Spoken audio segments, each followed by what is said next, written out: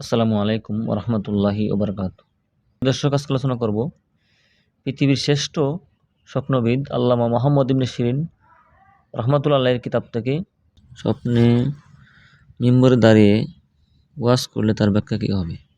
কেউ স্বপ্নে দেখলো মিম্বরে দাঁড়িয়ে সে ওয়াজ করছে, সে যদি এর যোগ্য লোক হয় তবে সেটি তার বুজুর্গি ও শাসন ক্ষমতা লাভের নিদর্শন।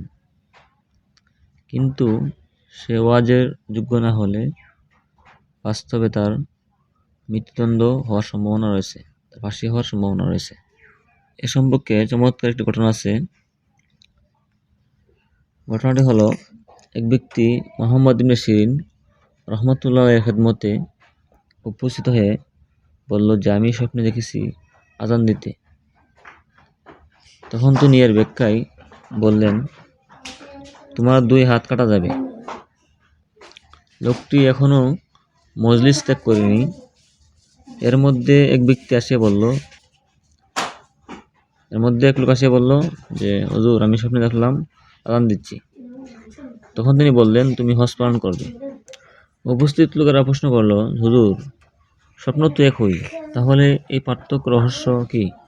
উত্তরে তিনি বললেন, প্রথম লোকটিকে দেখে মনে হলো তার চেহারায় পাপাচার চিহ্ন ফুটে উঠেছে, তাই আল্লাহ তাআলা পবিত্র কোরআনে ইরশাদ করেন। অতঃপর একজন ঘোষক ডেকে বলল, হে কাফেলার লোকজন, অবশ্যই তোমরা চোর। সূরা ইউসুফ আয়াত নং 70।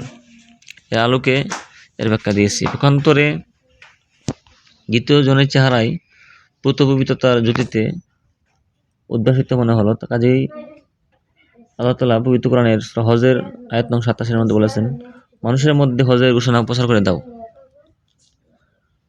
সুতরাং এই আয়াতের আলোকে ব্যাখ্যা দিয়েছি। সুতরাং তিনি যে ব্যাখ্যা দিয়েছেন বাস্তবে তাই হলো।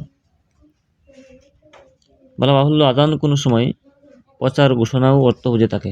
আল্লাহ রাব্বুল আলামিন আমাদের সবাইকে স্বপ্নে ভালো ভালো জিনিস দেখার তৌফিক দান করুক। আমিন।